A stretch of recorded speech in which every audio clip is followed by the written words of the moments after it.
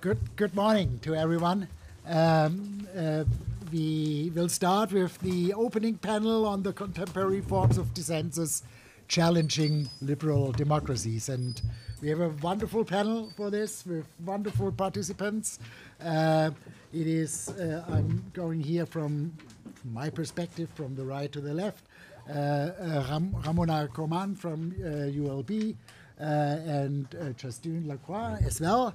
Then we have Antoine Fauché from Paris Première, or First. Okay.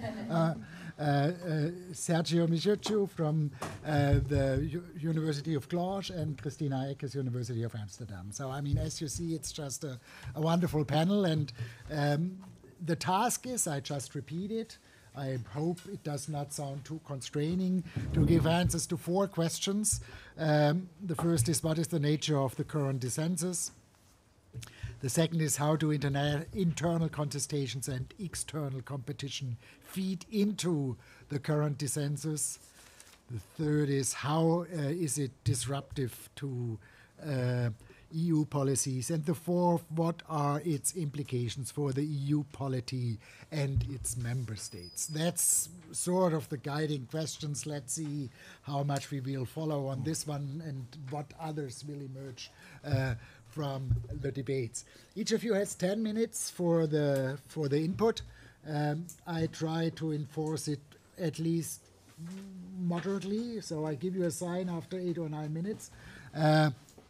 And then we just enter into the discussion. We see what common and conflicting points came up, and I'm sure it will be a very intensive and very important discussion. So I think we just start exactly in this order I was told, and Ramona is first. Please go ahead. Thank you very, very much, Michael. I'm very happy to be the first one to present some reflections on dissensus. And because I have only 10 minutes and many, many questions, I don't have answers, I start immediately by saying that I would propose 3 points for discussion. The first one is what we have at the core of the project, which is growing dissensus over liberal democracy and the rule of law. And I won't detail this very, very much because Michael Zürn yesterday illustrated very, very convincingly the growing contestation of the liberal order from inside and outside. What I would like to say about this first point, which is growing dissensus over liberal democracy, is that what we know from a historical perspective is that it is not the first time that the critique of liberal democracy is not new. And then it is not the first time that democracy has come under strain. And also because I work on the rule of law, we also know that the rule of law has not been an uncontested concept either if we take a very long-term durée perspective. Tensions between liberalism and democracy have shaped many critical junctures in the history of Europe. And I really recommend to our 16 fellows the book of Sherry Berman, which is Democracy and Dictatorship in Europe since the French Revolution, in which she explains that consolidated liberal democracy, this is a quotation, consolidated liberal democracy most often comes at the end of a long and difficult process that involves missteps and even failure along the way. This is Sherry Berman, and also I continue with some ideas underlining her very, very good book, which is that in the past, so this is not new, but what Sherry Berman underlines is that in the past, liberal democracy seemed to be able to respond to demands of excluded groups. What we see today in a context in which inequalities are growing, and this is what Michael Zürn illustrated yesterday, in this context, the belief in the efficacy and responsiveness of liberal democracy has declined, and with it, the idea that liberal democracy could satisfy the needs of all citizens. So we see a change from the past to the current situation. And what we argue in the project, in the 2 projects, is that there is this global crisis of liberal democracy which shows us something new concerns, new challenges, and more specifically, maybe a more acute tension between political liberalism and economic liberalism. It is not to go into details because I have only 2 minutes for that, but just to remind you that the first question that we have in this project is to discuss the nature of the current dissensus. And today is our kickoff, so we won't have time probably to address all of them. The focus today is what is dissensus? What is dissensus and how this can be analyzed? And what we see in different areas and in different contexts within the European Union, but also outside the European Union, is that dissensus has taken new forms, even more challenging forms, which in turn presents a range of facets that invites further theoretical and empirical discussion. So for our task today is to collectively discuss the concept of dissensus, because it will be, as we said in the brochure, the conceptual North Star for our 16 fellows in the GEM Diamond program, but also for the other colleagues involved in the 2 projects. So what is the nature of dissensus? How have EU institutional actors and instruments caused or responded to the increased dissensus, and what are the implications? Those are the questions, and then the aims are to conceptualize the concepts, to unpack the role of different actors, and then to assess the impact. What I would like to propose you now is just an overview, because the second point of the presentation is to focus on the what is question. I'm a political scientist, this is Sartori, this is comparative politics, what is the definition and what are we talking about? And dissensus is not new. When we drafted the project, we knew at that moment that dissensus is not a new concept. And here it is a first step that I would propose for work package 1 that I will lead in the 2 projects, is to review the meanings of dissensus and then to see what is our common understanding of this concept and how this concept can be used by the fellows, but also by us researchers involved in the 2 projects. Now, dissensus is not new. We have a core development of this concept in political theory in relation with theory of democracies. We have also dissensus in the literature on law, and we have also dissensus in political science and EU studies. And I did this in purpose because the project is an interdisciplinary project. So I've tried to trace to see in which fields of research dissensus has been discussed and how we can use the reflections of other colleagues, other scholars in the different fields of research which are mentioned here. My distinction and what I see in the literature is that we have 2 types of dissensus, and here again it is this distinction made by Sartori. We have dissensus as a theoretical concept, and then we see dissensus as an empirical concept on the left and on the right. But what we see in common, if we read in political theory, law, and political science, there is a common line, this is my understanding, is that all those works analyzing the concept of dissensus, they all emerge in reaction to consensus, to idea that consensus is an ideal to secure political legitimacy. And I would like to say a few words, if I have time, I think I have time, about how dissensus is discussed in the 3 fields. So we know that consensus was at the core, so in political science, not only in political theory, consensus was at the core of several writings and books in the late 80s. Scholars like, for example, Manon, Elster, and others have emphasized the virtues of consensus, which was understood as deliberation, as aggregative models of democracy, outcome of a democratic process. And in this context, we have seen also, and the most important or the seminal books of the advocates of consensus. So at the beginning of the 90s, Rawls with the theory of justice, and also Jürgen Habermas, advocates of consensus.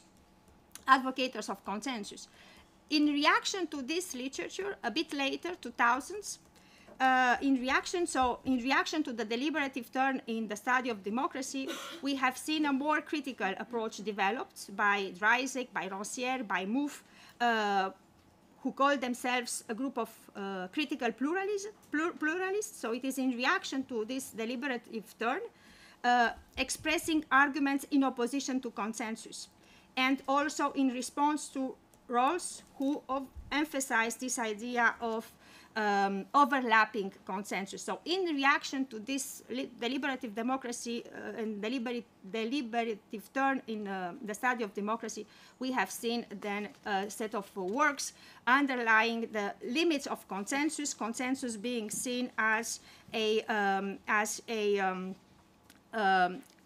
consensus, so the argument being that consensus creates the illusion of a pluralism because power relations are erased.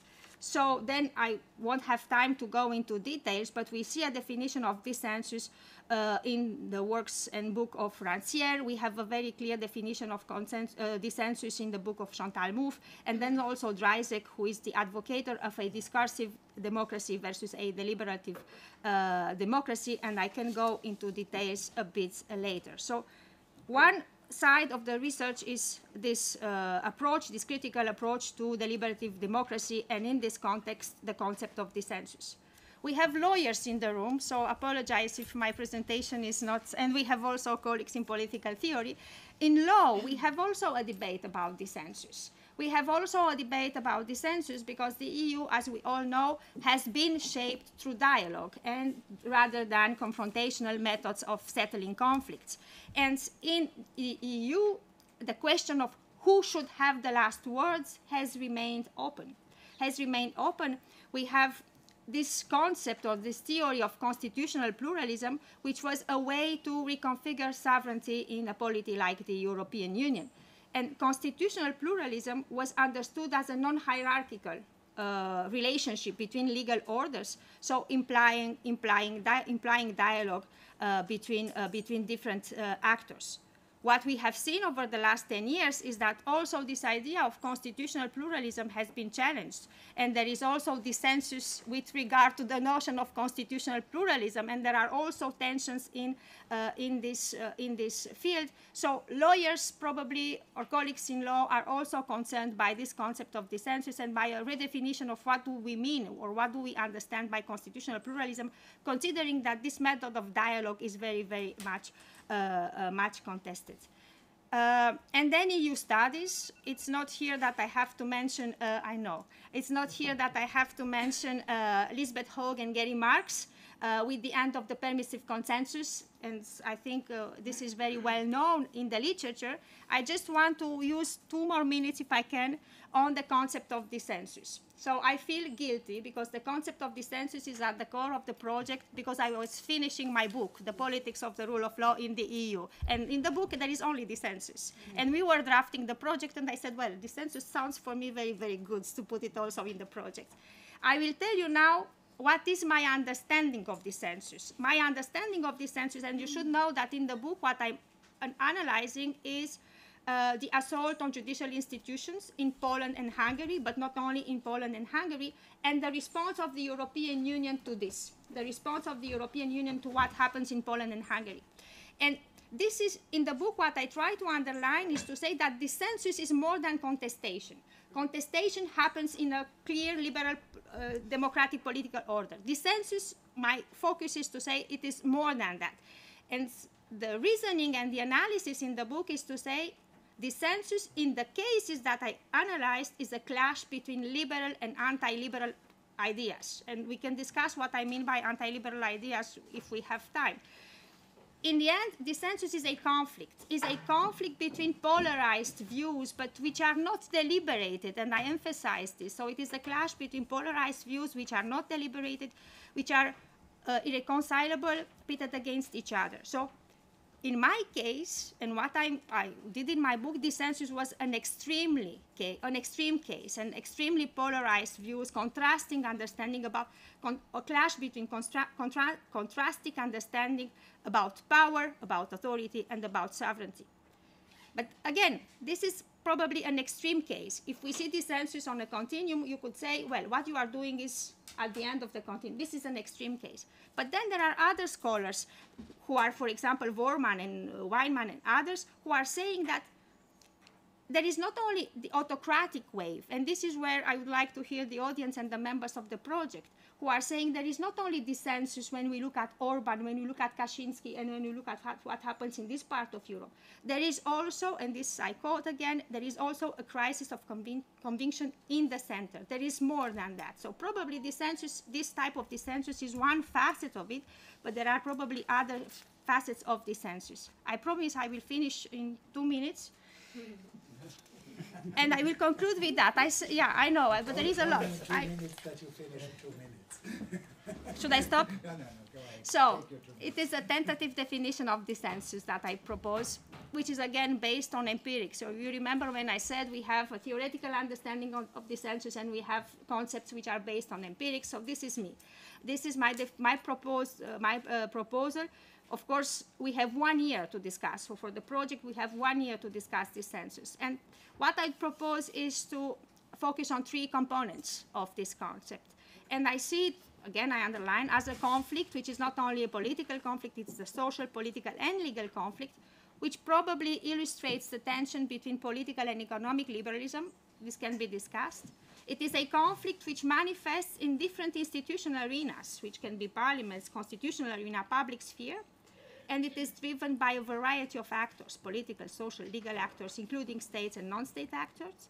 And the third dimension of this conflict is to say that the aim of the conflict is to maintain liberal democracy à tout prix, replace liberal democracy, or restructure liberal democracy. So this is the definition on the table, and I will end, because I promised 2 minutes ago, by addressing a set of questions. And I know it is too much for the presentation, but in the end, my question to me and the questions for the audience is, to what extent is dissensus different from other concepts, like opposition, like contestation, like resistances, and like Euroscepticism?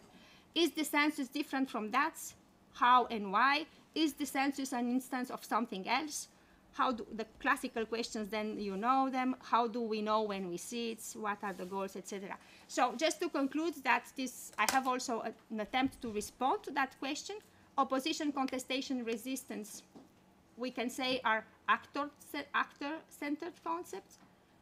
Dissensus, consensus are concepts which are related to the policy process, which are related to the outcomes, which are related to the decision-making process. So probably that would be a way to distinguish dissensus from all the rest. But this is how I structured my preliminary ideas on dissensus, and I really look forward to have the conversation with you. Thank you very much. Thank you. I had more, in fact, but I will keep the more for later. We realize that there's even more, and there's even more time to bring in additional aspects. So thanks a lot for this wonderful input, and we just move on. Justin. Okay, thank you. So thank you for inviting me. I'm delighted to be here since it's really a fascinating research project. Oh, sorry. So I will focus on the first question. What is dissensus? So first, maybe a few words about, well, the concept or the word itself. I've read the research project carefully, and there is no doubt it's an excellent project on a very topical issue, but I must say, I'm sorry, Ramona, I still have doubts about using the word dissensus to describe a contingent or qualified rejection of liberal democracy. Why? Because the recognition of dissensus, as you just said, actually, the recognition of dissensus, recognition of a necessity to accept dissensus, insistence on the benefits of dissensus for humankind is one of the key features of liberalism since its very beginnings. Dissensus is also the cornerstones, one of the cornerstones of modern democracy, the condition of liberty in a republican order, since at least Machiavelli. It wasn't invented by Mouffe. So I think this concept, I think it might be a little bit misleading, but as I understand, you have 1 year to discuss that, to use the very same word, and actually a wonderful word, to describe movements contesting the foundation of liberal democracy. I've tried to find an alternative. It's not easy. Contestation, disagreement, all these words belong to the democratic universe. But maybe it's an idea. Secession would be more adequate to describe what is going on. So, but still. So enough on the word itself. We will have time to come back to this issue. Now the question is, how can one describe this rejection of a rule of law one can observe both inside and outside the EU? Well, you might be a little bit disappointed because, frankly speaking, I don't know how to describe it. But I feel more comfortable saying what, from my point of view, it is not. And saying what it is not might be a first step when looking for a definition.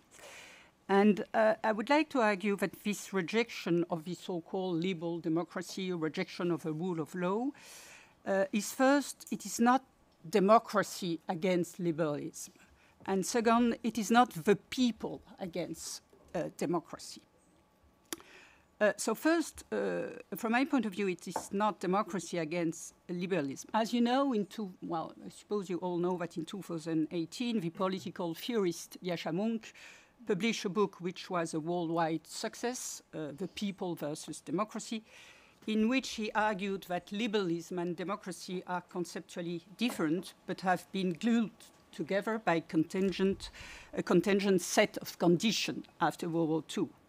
And since the glue is now thinning, liberal democracies, according to him, coming apart, and two new regimes are rising, illiberal democracy, or democracy without rights, on the one hand, and undemocratic liberalism, or rights without democracy, on the other hand. I have to say, I disagree with this analysis, and I think Ramona shares this view that there is no such a thing as illiberal democracy. The majority will of the voters, as expressed in the ballot box, is not only the only criterion of democracy, it's only a consequence of the primary criteria of equal rights and freedom for all. So against this argument and in favor of a concept of illiberal democracy, it is repeatedly stated that, for instance, Athenian democracy was not liberal. It was based on slavery and did not tolerate attacks on the religion and the city. But it was precisely not slavery and religion, which it had in common with aristocratic cities and monarchies, that defined Athens as a democracy, but equality under the law and the freedom to live as one please, as Pericles insists in the funeral oration reported by Thucydides. So what I'm saying, I'm certainly not saying that individual rights or liberalism existed in ancient Greek. That would be a nonsense. The point I'm trying to make is that there is not and never has been a democracy without some form of individual and collective freedom. And even for a theorist of popular sovereignty as radical as Rousseau, the general will, la volonté générale, results from a contract whose purpose is to ensure each individual in his or her rights.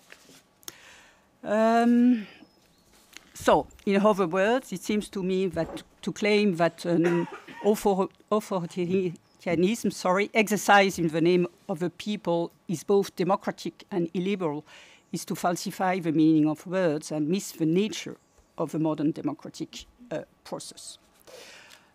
However, on this relationship between liberalism and democracy, I have maybe to introduce an essential clarification.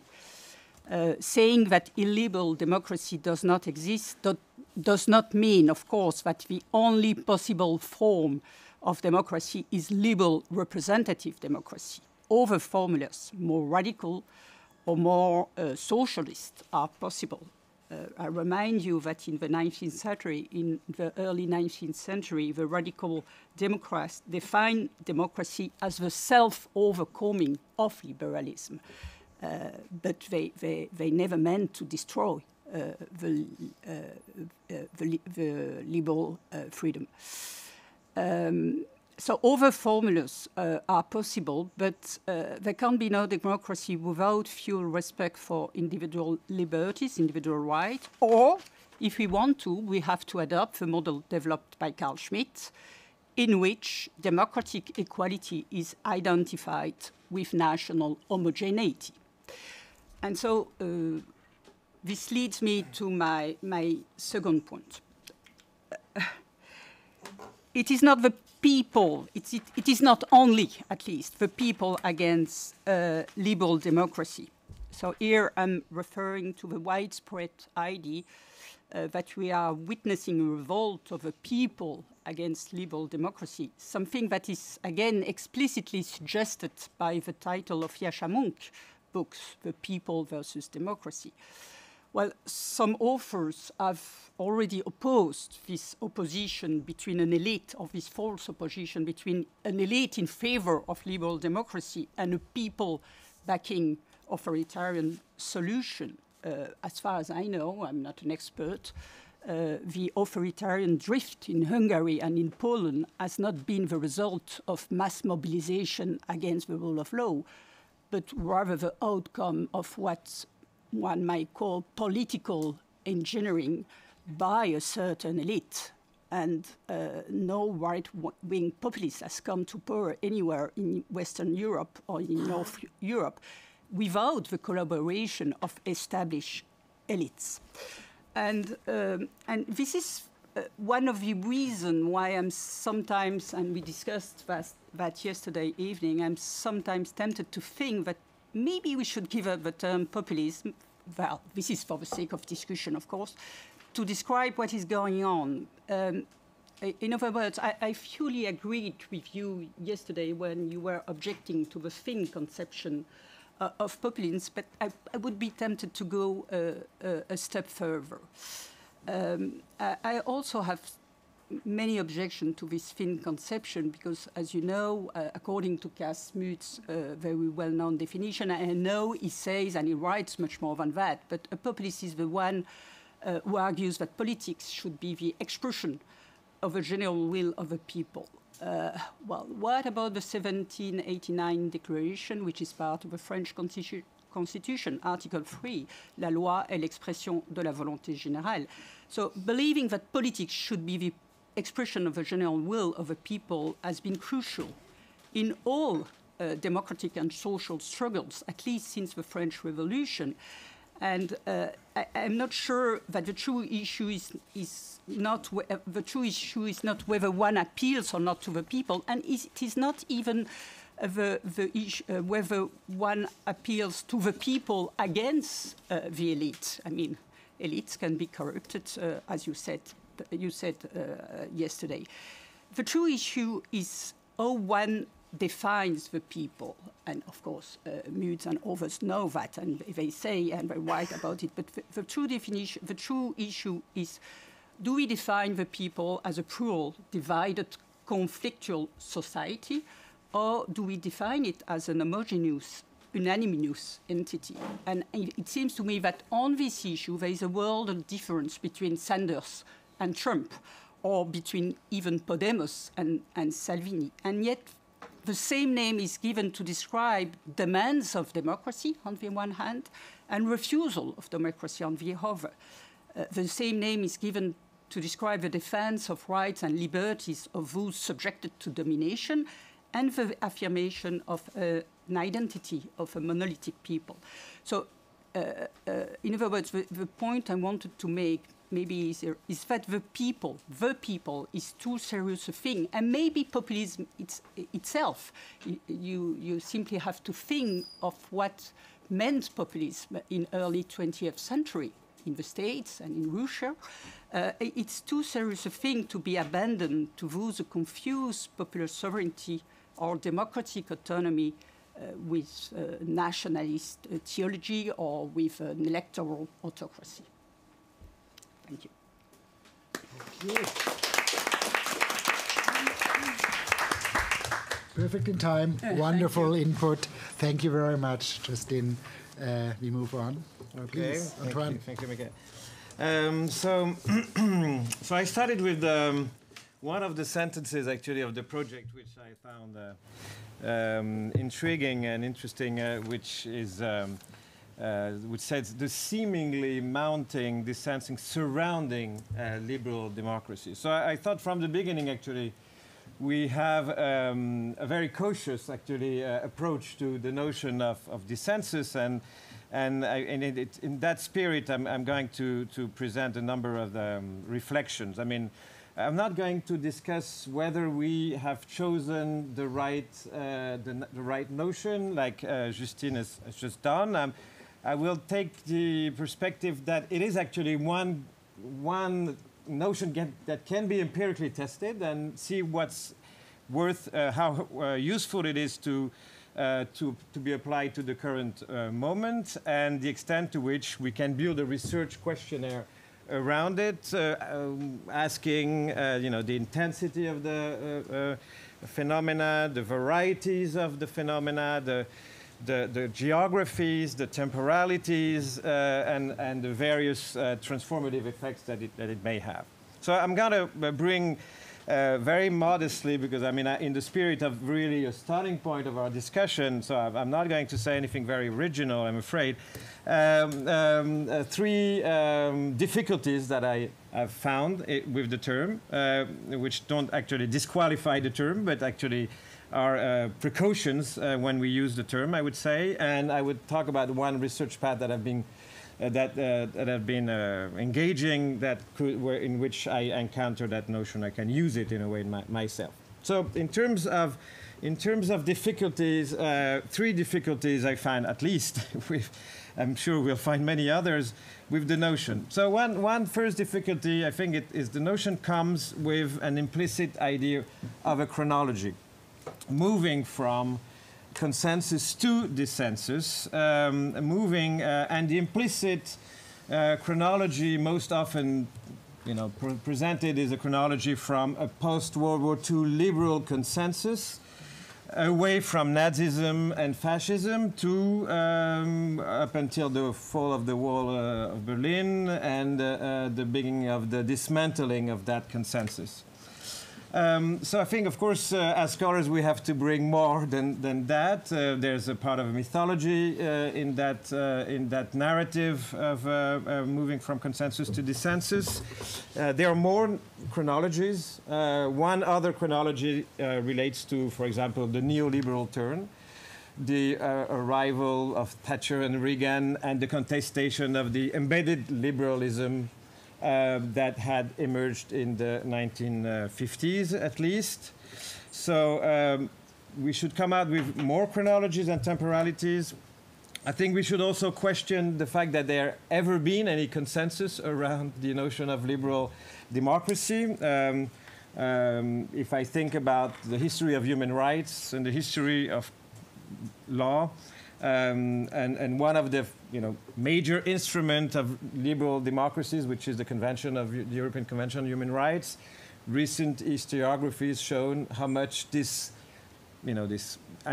famous instrument was profoundly embedded in imperial logic in a moment when France and the UK were actually trying to save their empire and building an idea of European civilization, but at the same time excluding the colonies from these very human rights. But also that it was also embedded in a conservative project, that of Churchill, that of Pierre-Henri Tégène, of trying to contain the rise of social democrats and the rise of secularism in in member states or in European democracies. So I think this should bring us to think about, to avoid having one encompassing chronology.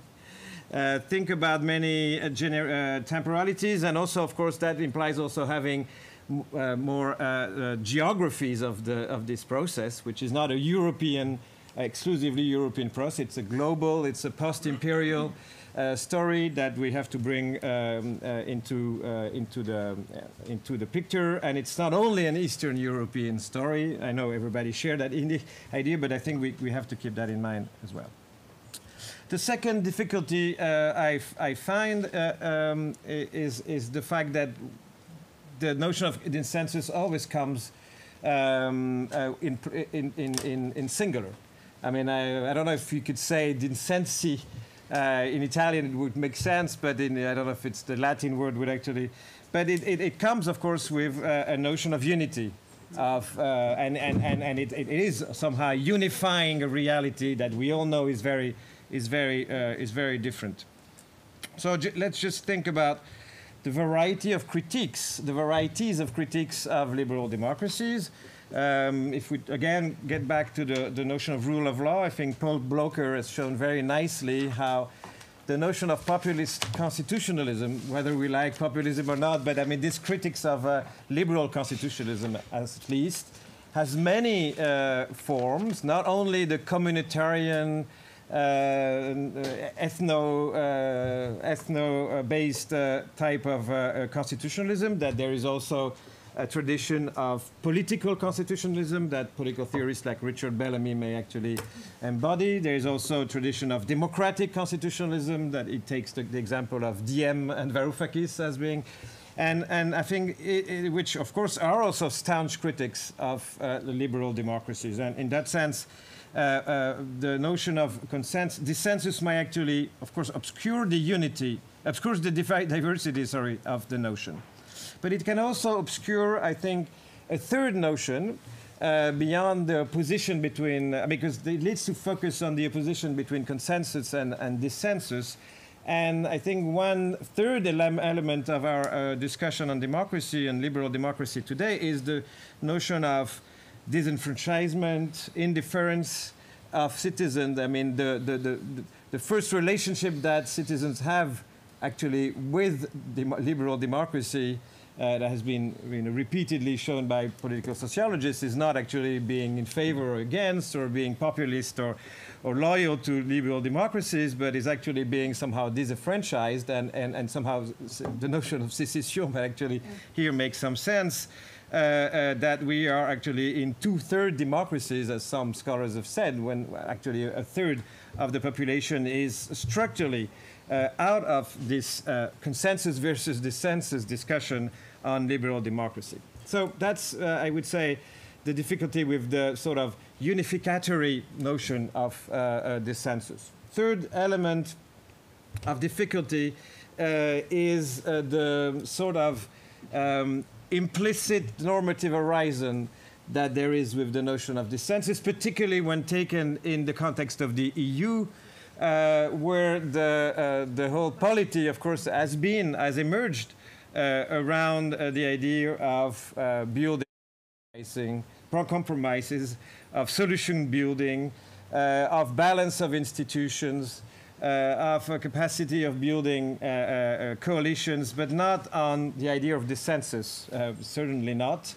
And also on the idea that actually the space for dissensus is rather limited in a way by the role of independent institutions, by the role that law, economics have played in building somehow the European constitutionalism, which is, of course, very much embedded in what the Court of Justice and what the European Central Bank have also built across time. So there is this implicit normative horizon that which, of course, gives to dissensus a sort of negative underpinning, which may be somehow counterintuitive if we think about conflict theory of the 1970s or 80s with scholars like Ralph Dahrendorf, for example, in his book The Modern Social Conflict, which actually saw the fact, I mean, it's a little bit like what Justine was saying earlier, that social and political conflicts in Western societies had been actually a crucial and central productive and legitimizing forces for European polities. So these are first difficulties, I think, that we have to keep in mind, and we've probably many, but that somehow are some sort of preliminary remarks. So if I had to, though, play with the term and try to use it to my own research, and see how productive it can be for for research, empirical research. I have worked around across the recent years on the notion of independence and independent powers, but particularly how the very notion of independence has become the core of many battles of a transnational politics of defining what is an independent judge, what is an independent regulator, what is an independent central bank, and how this notion has been the core of a form of dissensus that is not only within political competition, but what makes it, I think, particular, and that may be an hypothesis for the current forms of dissensus, is that it's a form of dissensus that actually happens at the intersection, I think, of political competition, of expert conflicts, and of scholarly debates. I think we've never, my sense is that the big words of democracy, and that may be something of the current moment, the big words of democracy are at the core of the battle. Rule of law, liberalism, independence, human rights, all the monumental goals that are set in Article 2 of the Treaty of the European Union. Not because of speculative reasons, but because precisely these notions are not anymore only notions of theory, but they are the core of the competence and the legitimacy of the EU. Competence because it's precisely on the ground of the rule of law and on the ground of protecting independence that the EU can actually act legitimately now, and that the Court of Justice says, you know, Article 2 is actually a ground for acting and protecting protecting independence in the member states. So it's a question of competence, and it's also a question of legitimacy, because I think the EU has, in a way, played an essential part of its authority in actually throwing using the vocabulary of democracy to build its own legitimacy. Société civile européenne, Parlement, espace public européen, all sorts of notions that are actually essentially have been built around the years by the European Commission and other institutions in actually reviving continuously that common arising of integration as a sort of desirable goal. So in that sense, I think there is a moment in which these big words of democracy have become more than it used to be, actually, because I think by many standards, these big words of democracy were, you could say, sleeping beauties in the 70s, and no one really cared about defining democracy or defining liberalism of the rule of law, but they've been somehow rediscovered, and they have been probably put at the core of the battle, which, and I think it's my last point, really concluding remark, which is, of course, very difficult for us as scholars, because we are put really right at the core of the battle, because the way we define dissensus is not a purely academic, for us it's a purely academic exercise, of course, but our results are always somehow or thrown in a context in which these have political ramifications, in which the Polish government can actually go to the court, as it did in the conditionality directive, and say, we don't have a clear definition of the rule of law, hence it's against legal security, hence this directive is illegal. So in that sense, we are in a difficult place. I have no solution for that, but this is the last difficulty I wanted to point out, is that ourselves, we are taken particularly in that debate these days. Merci. Thank you very much. Thanks, Antoine. Very good points to discuss, and I think Ramona is already waiting for responses, but for the moment we move on to Sergio. You are the fourth one, and we are getting now a more Eastern European perspective, right? More or less, yeah. Thank you. I would like first to thank and also to congratulate Ramona for choosing the term dissensus. But why is that? Maybe you won't be so happy after I will explain why. Because it's I think it's what Deleuze called before an inexact term. An inexact concept, which means that it is precisely inexact, almost impossible to define, or any definition would lead in the end to a contestation of that definition, which is encapsulated in the word dissensus itself. The effort of defining dissensus leads to a dissensus about dissensus, isn't it? And this will traumatize everybody and will make it mandatory for us to try to define, to populate the definition with something. And that's really an exploit, and we have to congratulate you for this.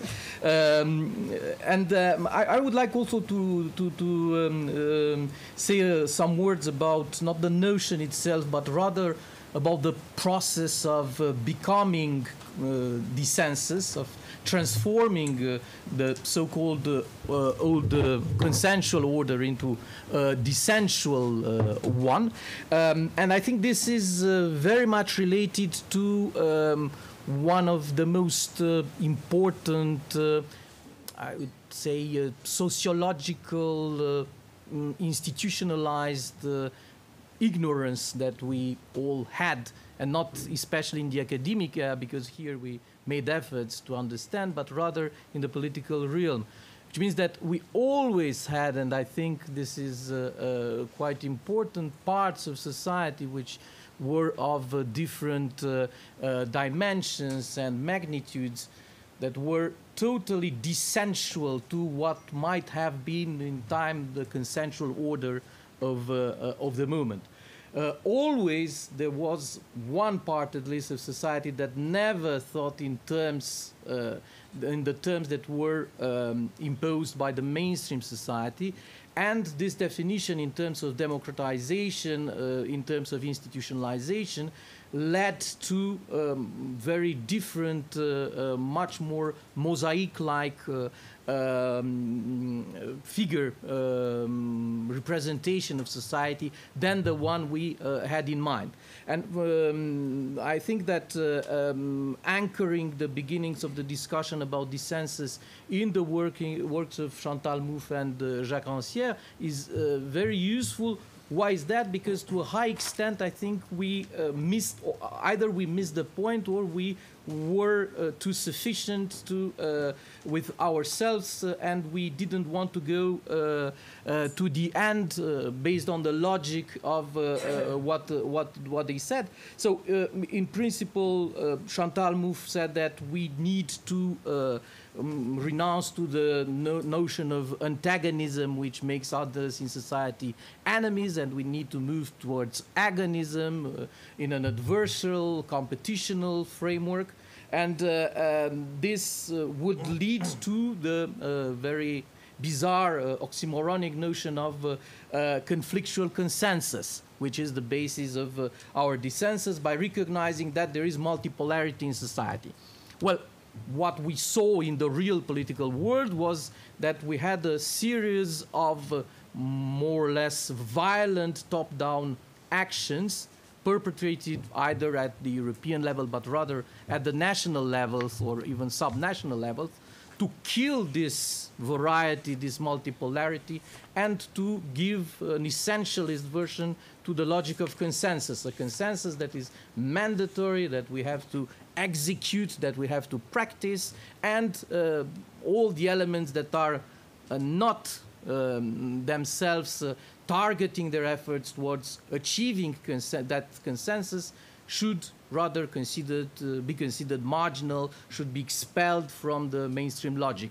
And this was one of the most important errors. This is in the political, but also this is in the social framework. And here, I think, comes Rancière differentiating between the politics and the police. The police is the institutionalized government that obeys to administrative rules and never responds actually to variety and to elements of variation within society, which is not sensitive to changes and doesn't internalize but rejects inputs coming from outside the self-sufficient system of governments. And so the politics is quite rare. The political movements are quite rare because they reflect an exceptional moment in society where there are major changes, and when this system is really challenged in a meaningful way, not in a permanent critical way like we do in academia, but rather in a meaningful way with changes in the logic of the government. these moments are quite closer to revolutionary moments than to other moments.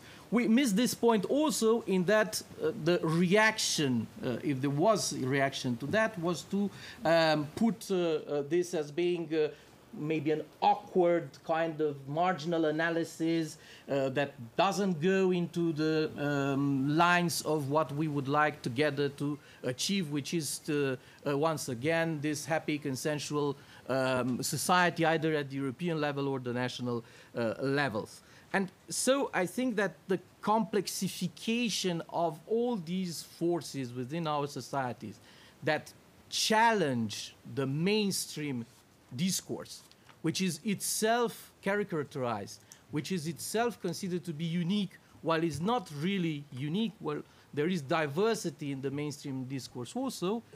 All this complexification led to the arrival, and that's why I think this project is interesting now, and to some extent I wouldn't use the word vital, but is important, critically important now in terms of consequences, led to this conjunction between top-down and bottom-up contestation of what is called the mainstream pro-European liberal democratic discourse.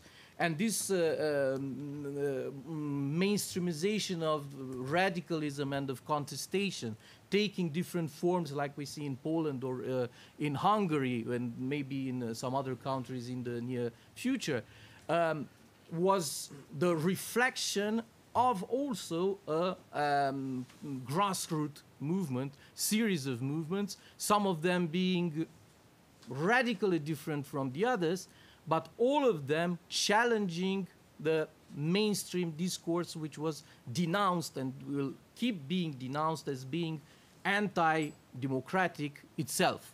So I think that also what we would need to do when discussing about the census is to reflect about what was said also here, if there is a binary confrontation between a discourse of the liberal democratic mainstream and anti-democratic challengers, or there was a misunderstanding about the claims, the nature of the claims, and the way of formulating those claims of different parts of our societies.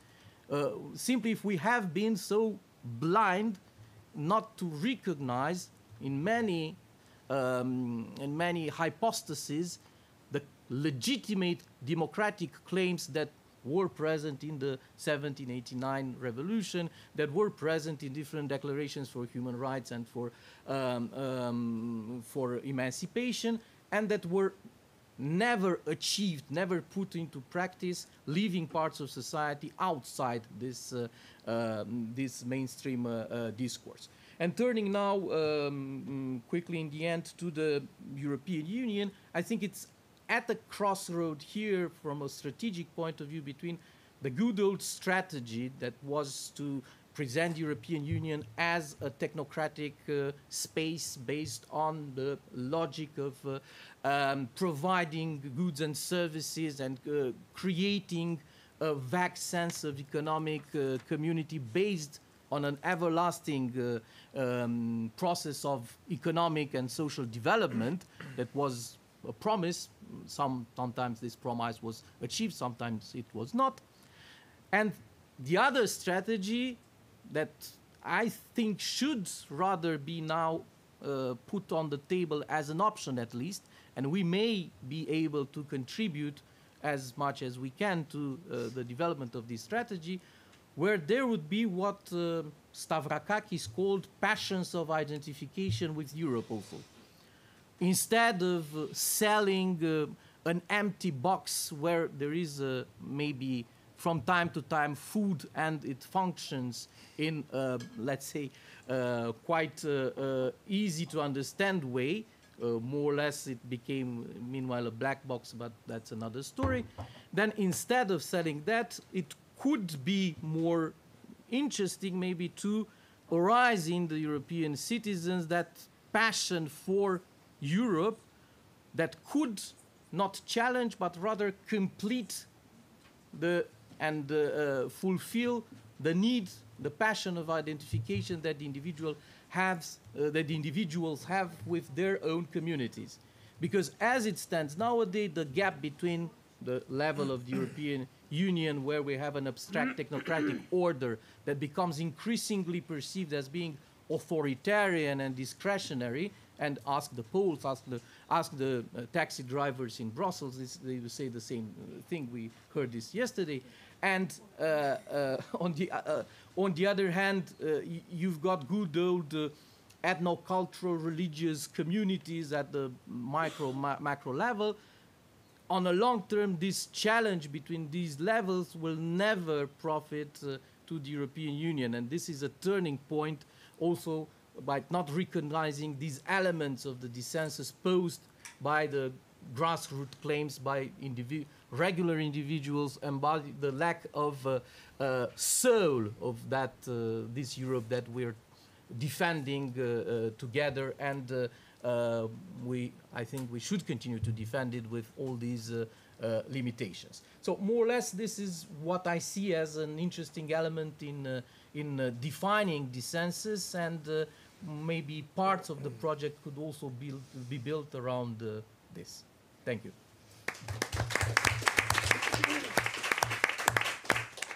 Excellent. Thank you, Sergio. We move on. Christina. Thank you. I want to start with the children's story. That's one of my favorite children's stories, and that I've been reminded of many times during my years in academia, and that is about a little girl that goes to a biology exam, and she's asked to write about elephants, but she hasn't studied for elephants. She has studied worms.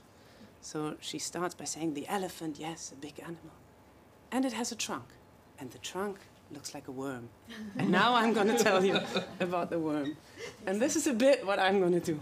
So since I know very little about dissensus, but I was put in this panel, I will speak about the rule of law. So that is my disclaimer at the beginning of this panel. So nonetheless, I think what I'm going to say will relate to the question of what is the current dissensus. And I want to start with Ramona's definition of dissensus being disruptive and challenging the very foundations of liberal democracy, including the rule of law, and basically being based on irreconcilable views, so that there's no deliberation possible. And how I translate that to a legal perspective is that it's not about challenging individual rules or laws or unjust situations, but challenging the system. So challenging the authority of law as such. And authority, I will also follow Ramona defining as power with an accepted claim to legitimacy. So not necessarily legitimate, but with an accepted claim to legitimacy. So a challenge of the system to which the EU and the member states commit, namely a system that is based on separation of powers, independence of courts, whatever that means, and that can also, of course, be challenged. Not playing by the rules, so not challenging the system through courts, through the rules, within that framework, but basically maybe not immediately throwing the whole game over, but basically having a second stack of cards under the table. So not playing by the rules. And that's how I see the relationship between rule of law and dissensus, so that challenging the whole authority of law. And I want to enter then to the fourth question of what is the implication for the EU. And here, as a lawyer, the first thing that comes to my mind is the particularity of the EU as a legal construction. And that is, of course, also because I come to the table from external relations, the EU not being an original, let's say an international actor with original rights, but a legal construction sharing the territory, and we know under international law the world is divided in territories, with the member states. So as that legal construction basically set up, as many have said, to rein in nationalist excesses, it is in particular committed, of course, to some form of a rule of law. And I will get in a moment to what I understand the rule of law to be. But also from an even more legal perspective, the whole question of autonomy of the EU legal order that many lawyers have written on. And when I mean autonomy of the EU legal order, I really don't mean the factual autonomy that is a matter of degree, but I mean the Court of Justice claims to a self-referential system saying we determine our norms, this is the system in which we are acting, is of course essentially contestable. So if you question the rule of law, you question that position. Or finally, the whole legal basis debates amongst lawyers in the European Union. It's the only institution, the only polity that always has to justify any action by pointing at a legal basis. Any state can simply act, I mean within the law, but without the legal authorization to act. But at the same time, we of course also know, at least European lawyers that have studied the case law of the court, if there's a political will to find a legal basis, we have found legal bases that no one thought could be there, that are actually against the text of the treaties. We must also admit that. So, two recent examples, just to throw them in, is the UK-EU Trade and Cooperation Agreement, first EU ever only agreement. Very questionable whether that could be adopted as an EU-only agreement. Only no one had the appetite to, no one had the time also to ask the court. Because again, our legal rules are created in a way that you can only challenge envisaged international agreements once they have entered into force. Even the privileged actors, so whatever Parliament, Council, or Council wouldn't have, but Commission wouldn't have either, but Parliament or the Member States can no longer challenge the envisaged agreement. So there it is, even though admittedly at least a bending of the rules. Some argue breaking of the rules. Similarly, Next Generation EU, same thing. We have clear commitments in the treaty saying there's no borrowing for the European Union. Oh, no, suddenly, as politics agreed, and factually we thought it was a good idea, the EU is borrowing money against the text of the treaty. Same, we have not only loans, but we have grants, so we give out the money. You could easily point to the treaties to say, we have agreed that we are not doing that. And whether this is factually right or wrong, and who is losing and winning if we declare this to be formally wrong, is a different question.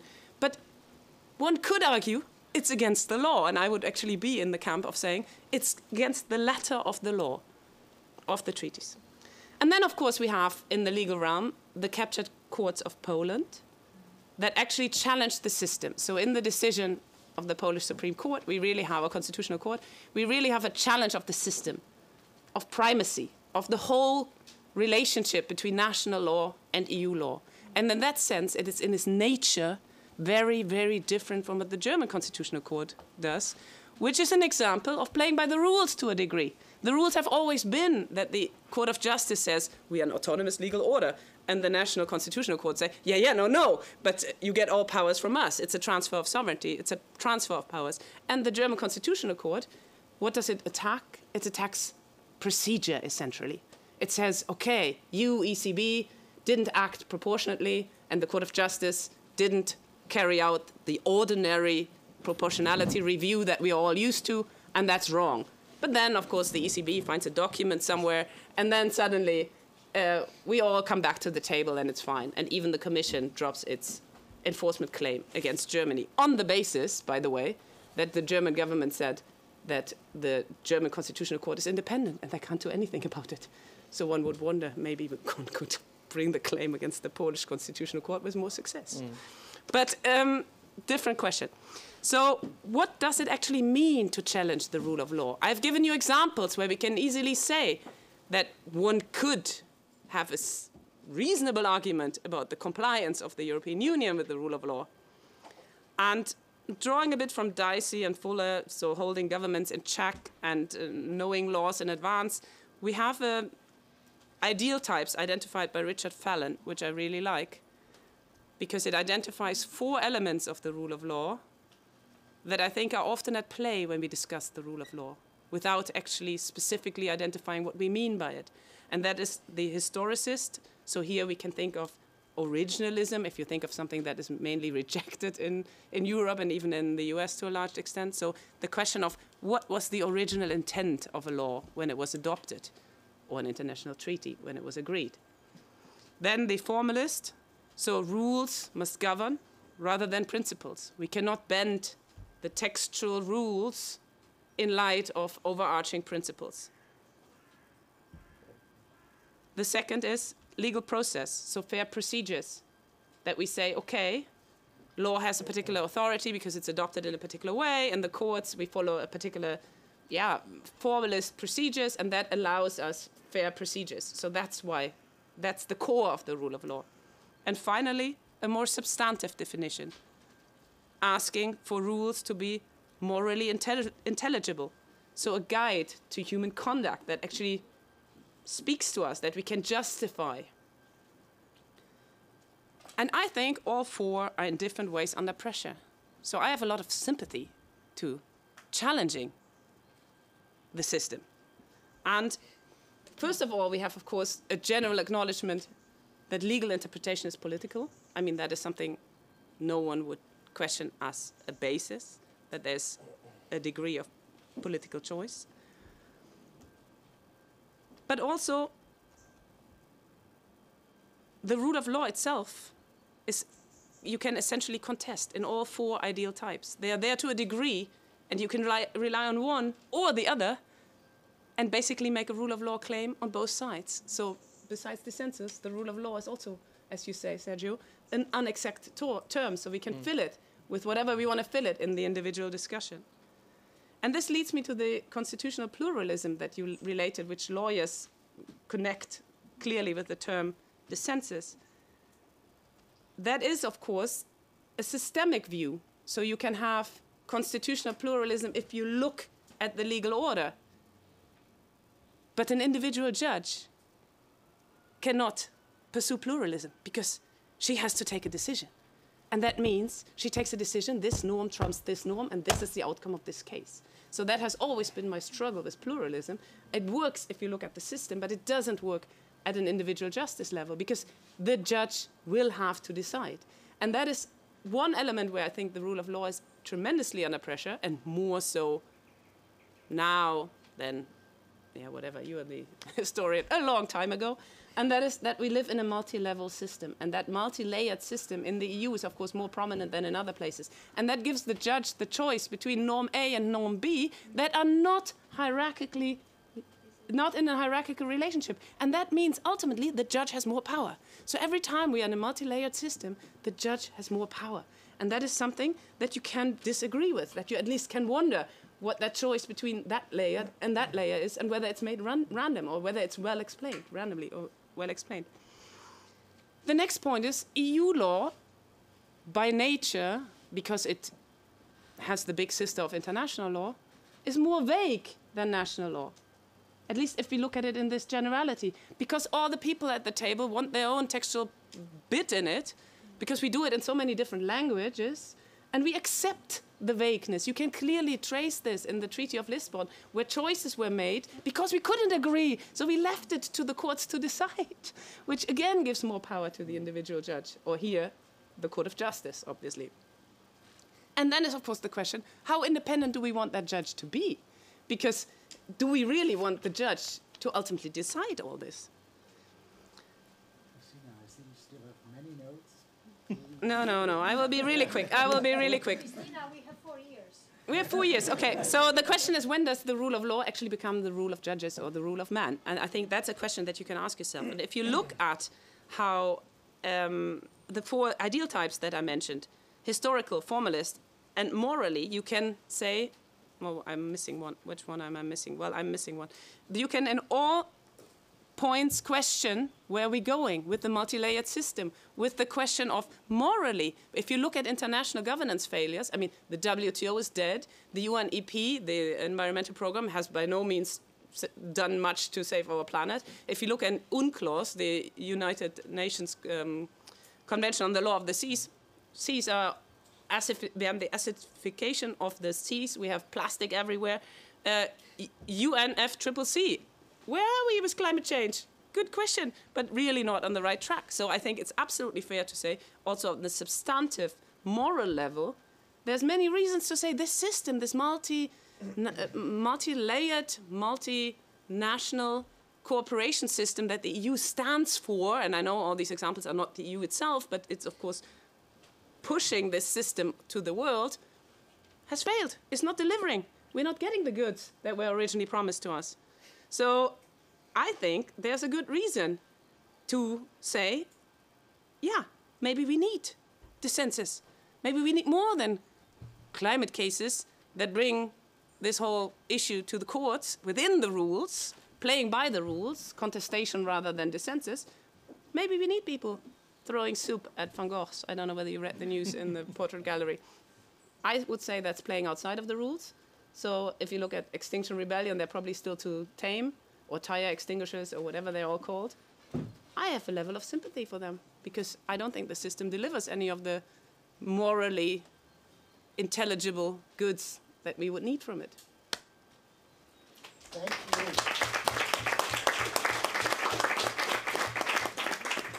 Thank you, Christina. Very insightful. We have only a few minutes left, so I'm a little bit speechless what to do now. I mean, I mean, if we would open the floor now, that would create probably then the possibility only for one or two. I don't know whether that is helpful. I would suggest that we just have one additional round here on the panel, that you can respond to some of the issues. I mean, Ramona, you certainly want to. Maybe just one point to say that it was done in this way in purpose, that we have the panel and then we will continue the discussion in the work session after the panel. So we can also take some questions from the audience, but I would like to react to say that just 2 minutes is that it is wonderful. This is exactly Wait a second. I wait a second. So no, it's just to say that we will have the discussion after. Yeah. But no, the discussion we will continue. We'll have 1 hour and a half to address all the points, but now we have 10 minutes before the break. This is the question. Yeah, that's right. Okay, so then maybe 10 minutes don't work if we give it the word back to you and then all the responses. I would have liked to ask a few questions to you on the basis, but I think maybe it's smarter to open it up, and here's the chance for you to ask questions to these 5 wonderful inputs, very rich. So many issues to talk about. Please go ahead. Yes, I would like to react to the lawyer of the table. Because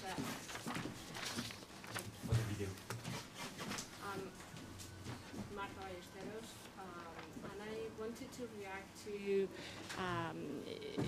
your final, I think I completely follow you until the end, because you were talking about the EU and then you jump into the international level that is not enforceable. And therefore, to me, all these international layers, as you say, are not effective.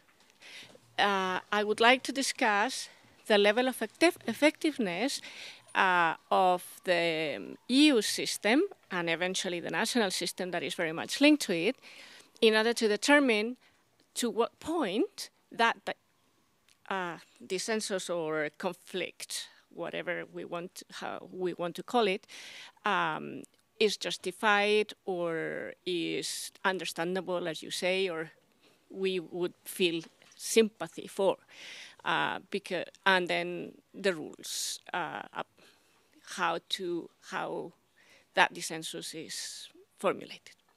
Okay. But the difference between the international and the EU level. So you are the next. I do not challenge your authority. Not yet. The mic needs to go over there, I think. Sorry.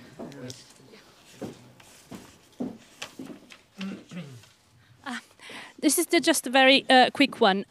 Listening to all the speakers, my question is, to what extent do you think dissensus can also be framed in terms of opposition between process and outcome?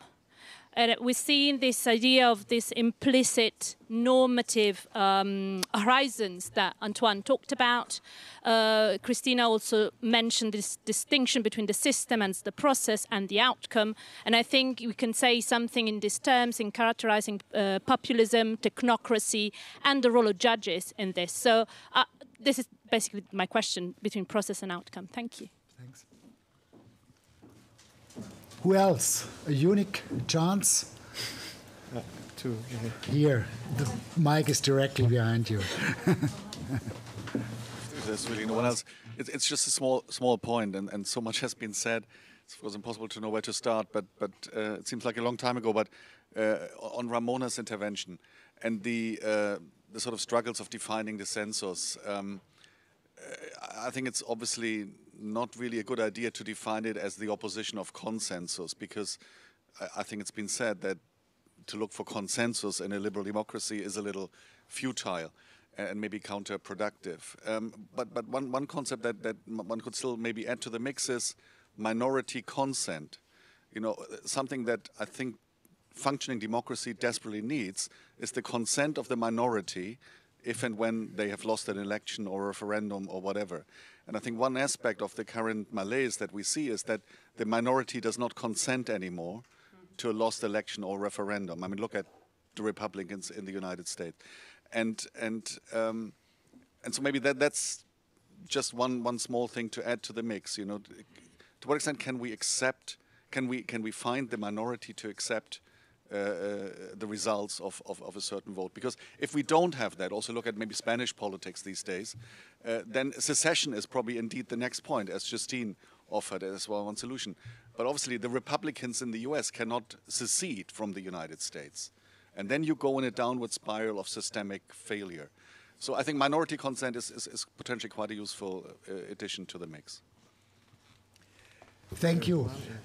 Ahmadine, a final intervention from... there's one about the beginning. Yeah, okay. In the corner, sorry. Go ahead. Yeah, thank you so much for the very, very stimulating discussion. I'm wondering to what extent trying to distinguish dissensus from resistances, conflict, banal contestation in democracy is so different from those conceptual distinctions we know from democratic theory, from Robert Dahl, between classic opposition about, policies and outcomes on the one hand, and more constitutional opposition. And this was mentioned in the roundtable about contesting the regime contestation and contesting the rules of the game. So can we also rely on this? And then second point, this made me think of Peter Mayer, who argued precisely about the EU that a big problem is when the system is not fit to recognize conflict, but also to regulate conflict in a way that is acceptable for a majority in terms of outcomes, then you have this kind of spillover, let's say, from classic opposition to regime opposition. And so in that sense, the two are always connected, whereby dissensus still has this, more, let's say, serious dimension. And then this leads me also to my last point. If, the advent of regime contestation somehow always comes from the difficulty to organize classic opposition about the policies and the policy outcomes, then this means that we also need to pay a lot of attention to social justice and economy and these type of socioeconomic outcomes and how this fuse into regime contestation. This wasn't very much present in the discussion now, and I think it's essential. Okay, one really final one, and if possible, brief, here in the corner. Thank you. How would you introduce in this discussion the constitutions? Because we all live in liberal societies based on liberal constitutions, and constitutions, as we know, are mandatory for everybody, for politicians, for lawmakers, for parties, for all citizens. This is where the political and legal foundation of our societies are met in the constitutions. Even the EU treaty is a kind of constitution based on European values: freedom, democracy, equality, human rights, rule of law, of course. So from this point of view, how far would you push this discussion on the growing dissensus on liberal democracy? Because we have here a dilemma, whether to open or not the Pandora box of the constitutions. I doubt, for instance, if in our countries we will vote again to ratify our current constitutions, the result will be necessarily a positive one. We don't know. But whenever in history there was a switch from a liberal to an anti-liberal regime, or vice versa, from anti-liberal to liberal, it was a brutal, a violent one based on revolutions, world wars, however. So are we really prepared to open this fundamental issue of contesting the liberal order to its ultimate consequence, the liberal constitutions, or is just you know, an academic talk like that? Because that would be the final consequence. So finally, the issue from theory to action.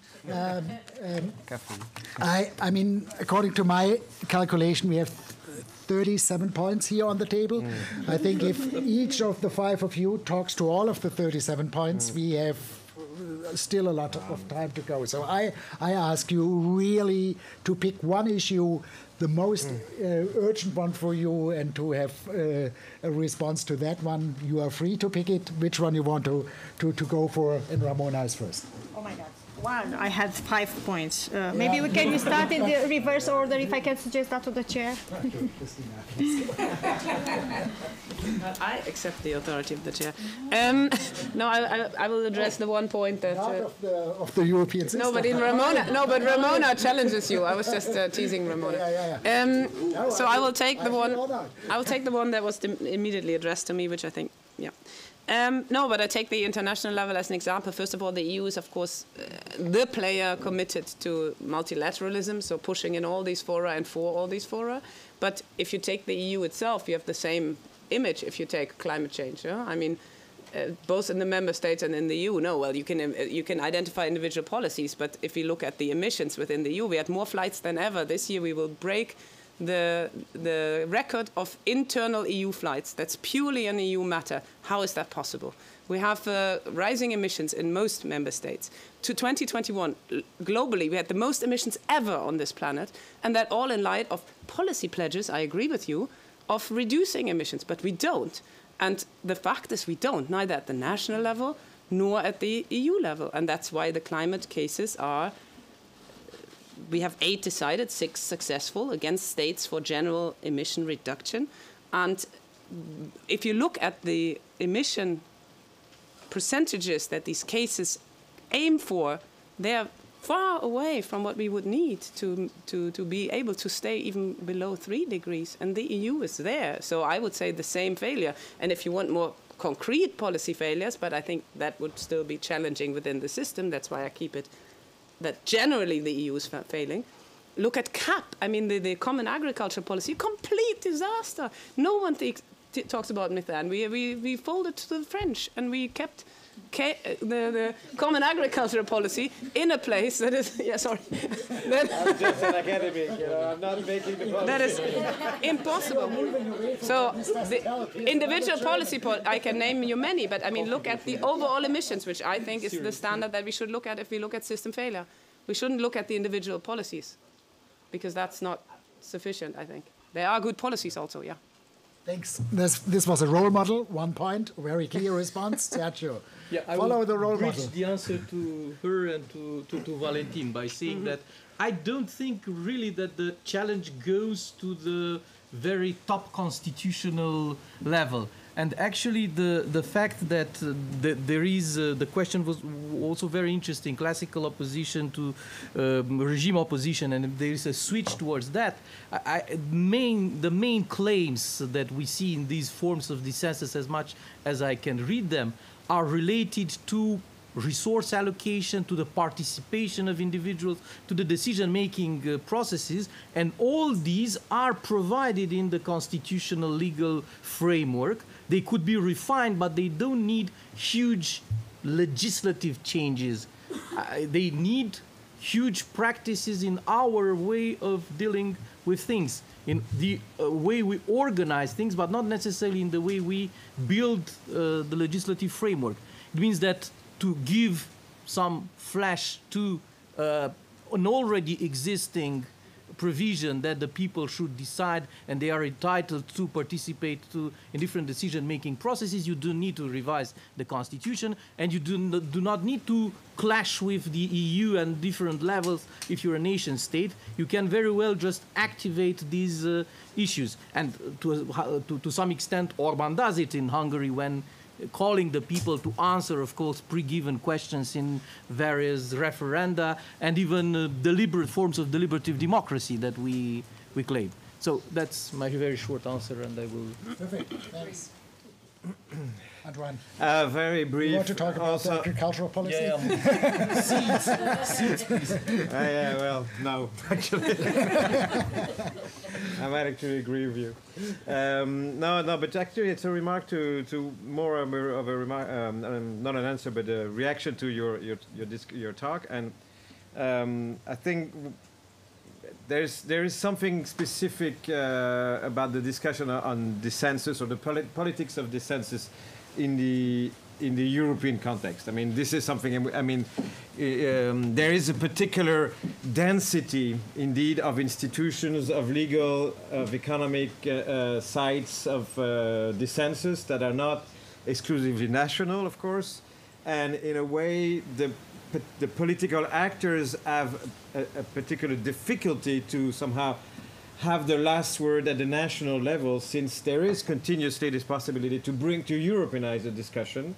And so in a way, the politics of dissensus has there's less capacity of the politics to close the discussion on dissensus in a way in the European level, since it is by its history of the past 60 years very dense of transnational actors and sites, and not only the EU, of course, the Council of Europe being one. I mean, I think this is something we have to take into account, that sort of transnational field of dissensus that is particular in the EU, in the European context.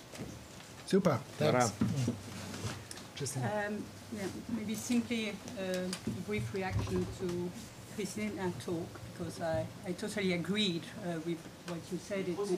Sorry. Well, simply to say that, well, there are many topics on the table, and I think we must be very cautious to distinguish between the re-emergence. What we are witnessing today is in Europe and outside Europe, the re-emergence of the far right, of xenophobic movement, nationalistic movement, and even new forms of fascism, which sometimes seems more adequate to describe what is going on. Movements which are refusing individual liberties, and we should be very cautious not to confuse that, and I know you do not confuse that, but it must be clear, with opposition to what you call the rule of judges, the opposition to independent courts. I mean, you can be in favor of the rule of law and still be an opponent to the Constitutional Court. I mean, Jeremy Waldron, for instance, is a very good example. Opposition to the system as it works. And so it must be clear from the very beginning, you know, because different things. So my authority has been delegated by Ramona, and therefore I give you two points, right? No, just to say that this is exactly what I wanted. The sensual discussion on dissensus. We have this debate, so this is good. I love the history of concepts, and if you read again, opposition, contestation, resistances, Euroscepticism, all the authors who have defined these concepts have asked the same questions that we address today. So in this sense, I read every evening Peter Mayer, and this gives me a bit of comfort to say honestly, in the sense that probably we are in the good direction. So this is a brief introduction. I see dissensus as a reaction to consensus. I still see dissensus manifested in different ways. It's not only authoritarian. Look at climate change. We still have this reaction to consensual decision making. So probably this is the point with the project, is to see dissensus in reaction to consensus, with a lot of challenges in socioeconomic policies. So dissensus is related to policy. It can be related to policy, to refer to Chiara's question, in terms of outcomes, in terms of institutions. So we see a variety of forms of dissensus. The problem we have with dissensus is that it is normative, and very often we think that this is bad, like with populism, like with other concepts, Euroscepticism. I think that with the rule of law debate, we show that precisely because there is more dissensus in Europe, we have also maybe a challenge of the system and maybe new ways to redefine the institutions. And probably it's not this normative implication that dissensus is bad. It's the opposite. If we have to take a normative claim, it's precisely because we have dissensus. There is maybe change in institutions. There is probably change in policies. There is also probably, we hope so, change in the outcome. So this is what I would like to do and to see if this is confirmed in the project. Yes, I think that's no. And maybe the last word is that precisely we have debate on dissensus and dissensus on the rule of law. This also shows us that the European Union itself should be more careful with the rule of law and how the rule of law is applied by the EU in the European Union, by the EU itself. So, perfect. Thank you very much. Now, we do have a coffee break. Thank you very much for this wonderful debate to all of you. I think it was a wonderful preparation for the working groups that will now follow after the coffee break. So, thanks. Amazing cheering. Not an easy game. What was amazing about it? Well, the challenge would be